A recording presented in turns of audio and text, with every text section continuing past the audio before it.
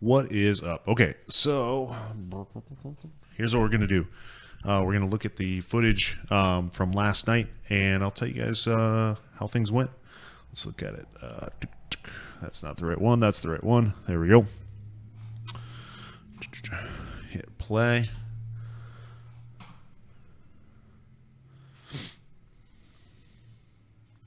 Okay, so we're gonna go back just a little bit. Back about 10 seconds. So, and stop. Okay. So right about here, Michael, you go for the takedown. Okay. But he still has pretty good control of that. So it's going to be tough to get down to there. Okay. So I would try to re-break that grip so you just have control there and then get him to step like what we were talking about. So then you can go for that leg. Or your other option would be to let go of this collar tie and start to look for the leg over here by stepping your foot that way. So if you notice, it's just a little bit too far of a step away. But he kind of held you down there. Make sure to break that off. And I want your stance just a little bit lower, okay? Like, see where his hip line is here? Yours is just a tad bit higher, right? So it makes you a little bit more susceptible to takedowns.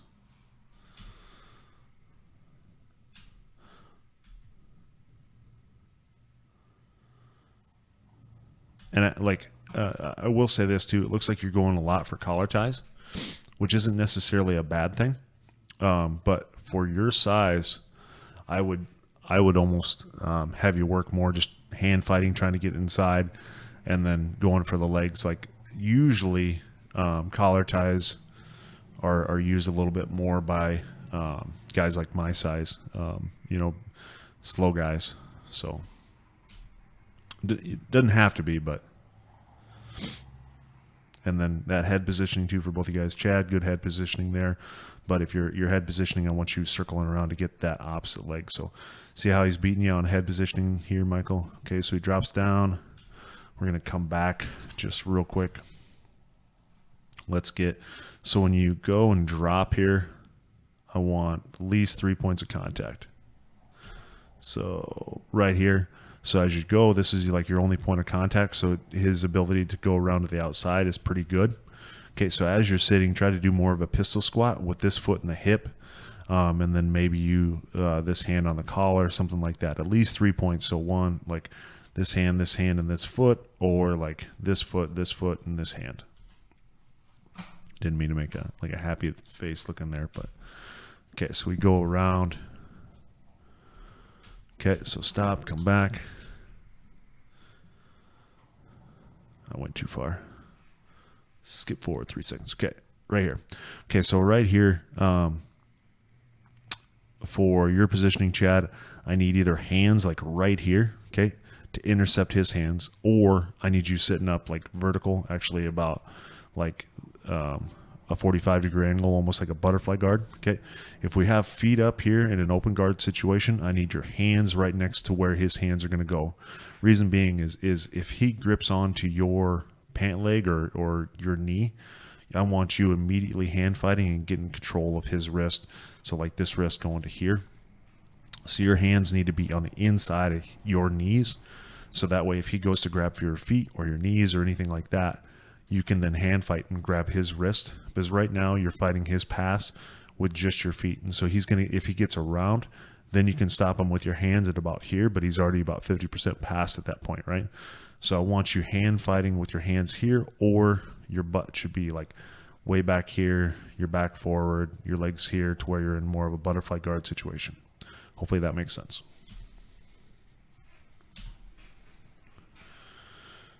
Okay. So now he got passed right away. I need you scooting your hips out this way rather than getting that arm deep. And then on that pass, since he presented this arm, Michael, I need you like gripping this with an overhook on this arm. Okay.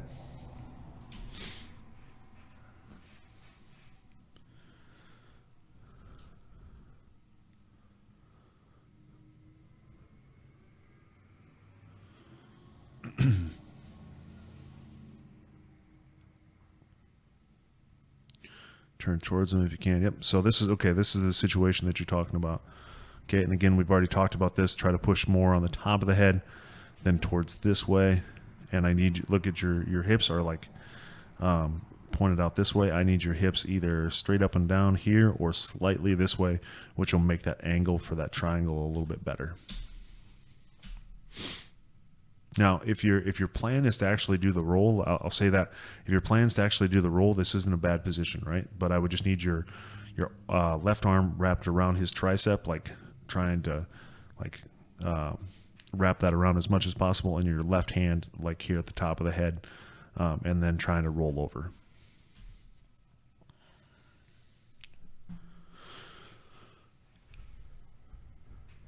And so, Michael, you should know that as a little bit of a tell where their hips are, like as far as what they're trying to do. Now, Michael, if you get in this situation here where you're like, ah, crap, my arm is trapped, right?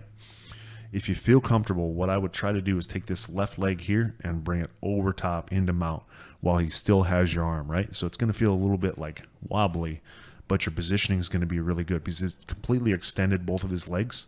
So the thought of him actually rolling you from side to side is pretty minimal because of the fact that he's got no base, okay? So the nice thing about this is if you try to bring this leg over and go into mount, one of two things are going to happen. One, you're going to get mount, or two, he releases your arm, right, to put your like his feet on the mat to get power to go, in which case your hands off, and then you can go back to side control. Hopefully that makes sense.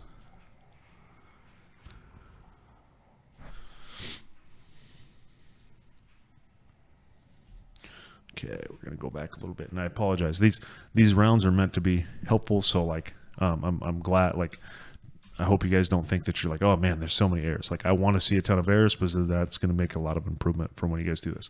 I'm not actually seeing a lot of ton of errors. I'm seeing like just little nitpicky things that can make you better. Okay. So this knee, you're sliding over this knee, and this knee is too low, right?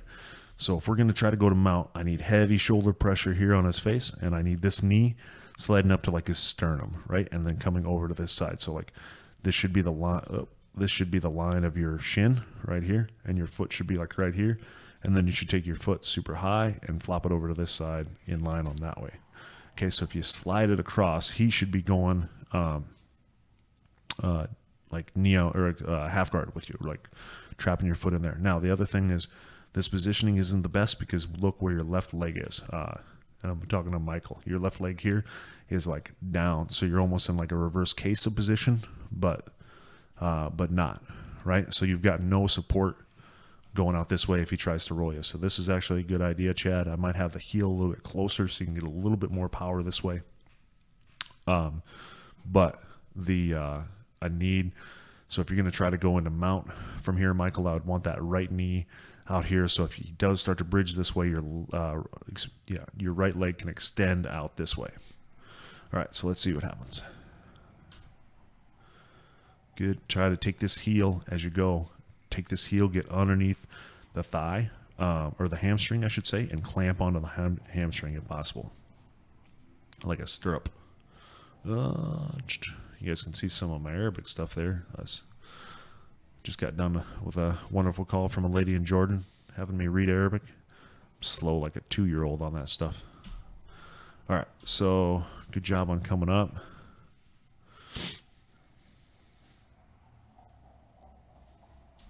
Okay, Michael, extend this hip out a little bit, okay? So when you go into this position, this knee shield position, I need you extending your body, and we're not going to be gripping so much as we're going to be trying to stay long, okay? So your head should end up being like closer to here. Your hip should be more straight. Your back should be more straight. So you're long, so you're like, he should be having to like reach for your upper body, okay? That's the advantage to this position, and then if you need to, you can arm drag and go this way, but it should be from a long position where he's having to overextend himself.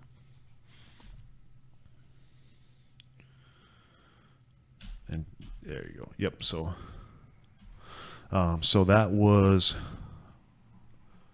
a small opportunity there, Michael. So right here. Okay. So right here. Chad, I would advise against gripping that way. It's the right idea where you have to break the grip first, but you're taking that hand past the center line, right? So now, Michael, what I would try to do is try to actually work yourself out of that half guard position and sit up into like wrapping around his back this way, since there's an opening towards this side. Chad, I would keep trying to, like, instead of going this to break it, I would take and have your hand come over top his wrist and try to break it from that side, or pull it all the way to the left and then try to break it. But you're just exposing too much by going this way. Let's see what happens.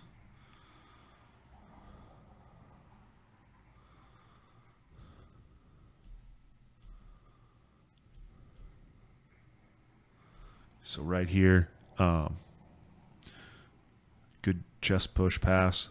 Michael, I would need a frame right here. So this should be your left arm right here. So it should be like your forearm right here, your bicep right here.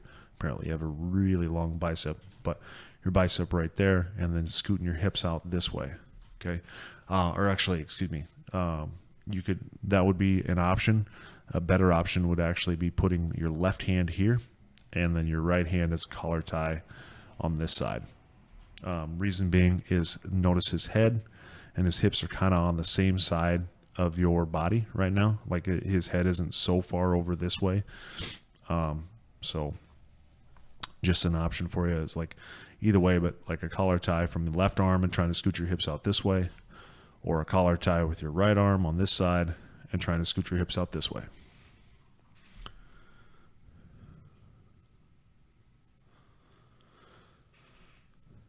Keep scooting out, scoot out more. So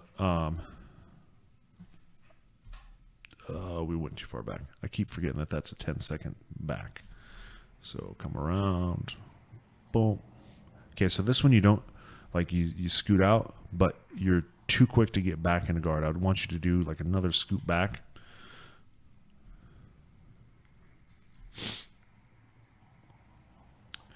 And that's a position. We're going to go back 3 seconds again, right here. Okay. So if you see him, Chad, start to like scoot his hips, I need you taking your left knee this way and what they call rewinding the hips. So make him forced to like point his knees both this way at the same time, so you don't give up this position. You kind of open up your upper body a little bit and allow him to go into that guard position there, where I want you'd basically be running your right knee around his butt in order to keep that position.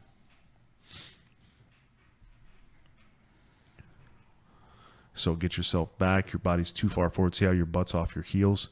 You should be sweeping from there, Michael, since his butt's too far forward. Same thing as we talked with. We're going to go back here real quick. So same thing here. Michael, I need you sitting, like we were talking with Chad, I need you sitting up and hand fighting right here rather than having your hands back. Use your back and your abs for support and sit forward, and your hands should be battling his hands. Okay.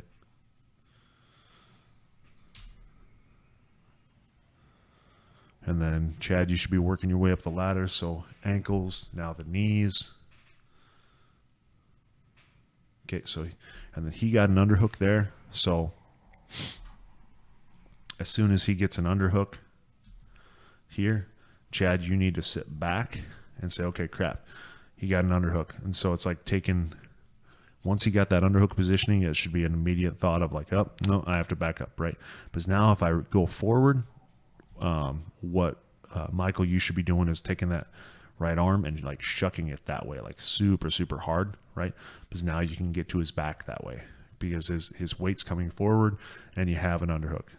Again, Chad, this should be an immediate like, oh crap, get yourself back, reestablish position, get out of that underhook position, and then start to pass again. It should be like a reset.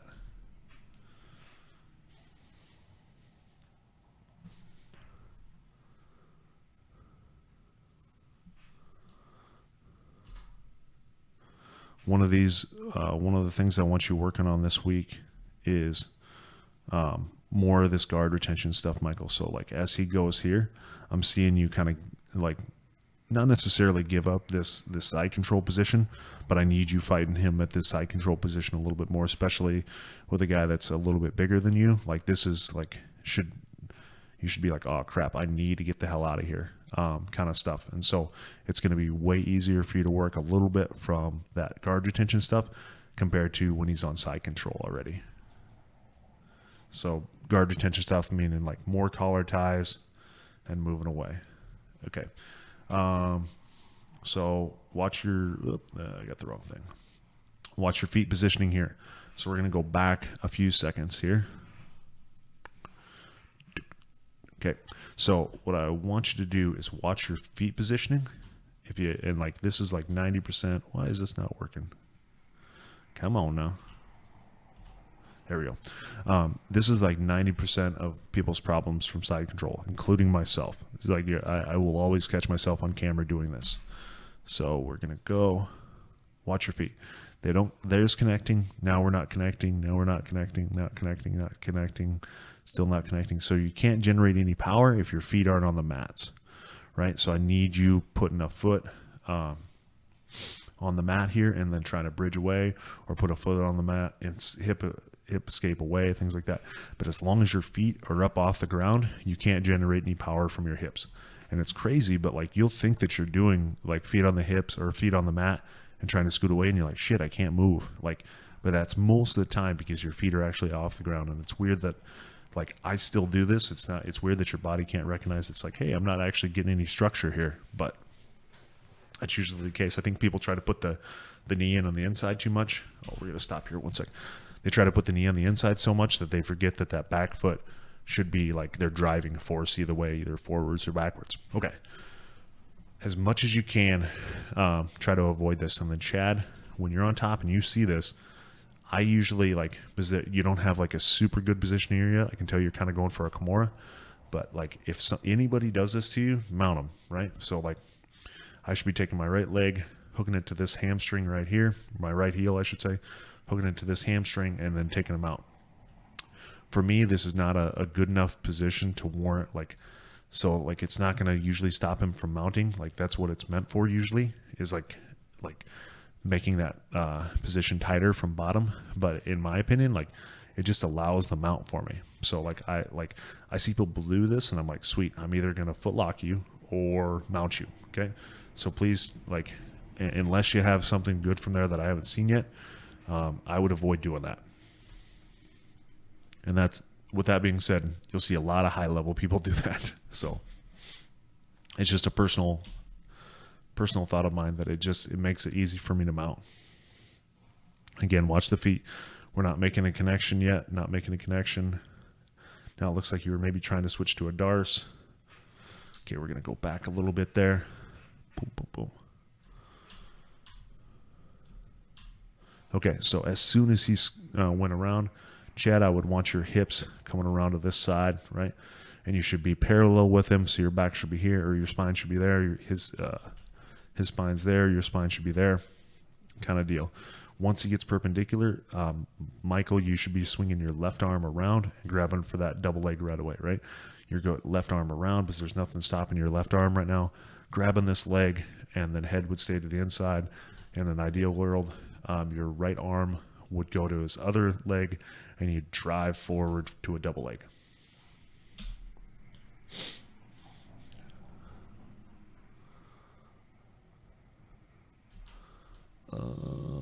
We got our positioning off on the, okay. So, well, wait, I'm going to let you see what's going on here. I can't tell if you're trying to get a Peruvian necktie or a Darce. Okay.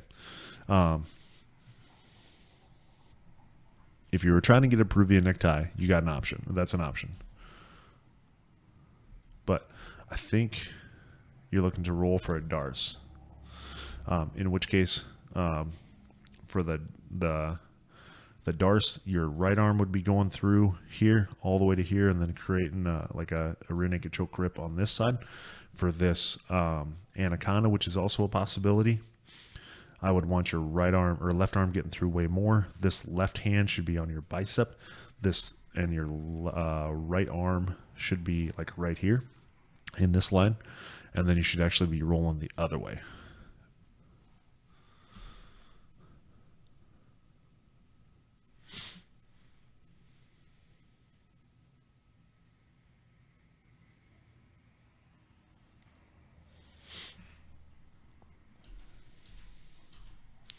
You guys are off the mats.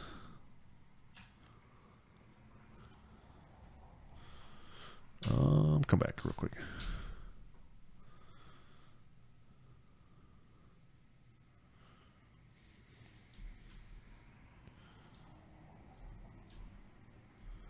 Okay, so when you pull him, make sure that you keep your heels locked and you pull your knees forward at the same time that you're pulling his wrist, just to get both going. So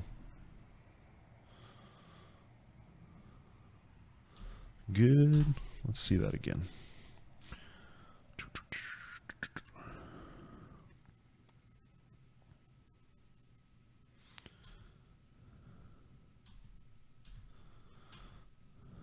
Nice sweep. Okay, so just an option off of that as well. So when they sweep you, when you do get swept with a scissor sweep, boom. Oh, damn it. 1 second.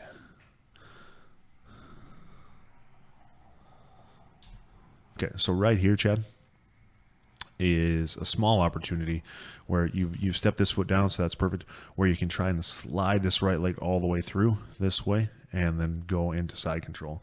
It's like a super small window, but it's definitely an option, right? So like think of it as like a Turkish get up, right? So you're going to plant on this elbow, this foot, and swing your hips back so this leg comes through. Again, super small window, but an option. Didn't realize this is a 22-minute review so far. All right. Good job overall, guys. Michael, I want you working on some of the guard retention stuff. Just going from there, and then side control, escape position, make sure that foot's on the ground. Chad, as far as your passing, I want to have you, well, a couple things. When you're passing, make sure that if they get any underhook positionings, things like that, that you're breaking that, reestablishing, and then going forward. And then when you're getting points of connection, that you're establishing at least 3 points of connection. If you are sitting back from that open guard position, that your hands are tight to your feet. So then you can play hand fight from there. That's especially true in the gi, and I know you predominantly wear the gi, so that would be a good thing for there. And yeah, I think that's it. Like this was overall, like I think a really good round of stuff. So it gave me a lot of stuff to talk about, but it was like nitpicky stuff that can make you guys better. I didn't feel like it was a lot of mistakes. It was just stuff that small little things that'll make you guys better. So thank you guys very much for watching.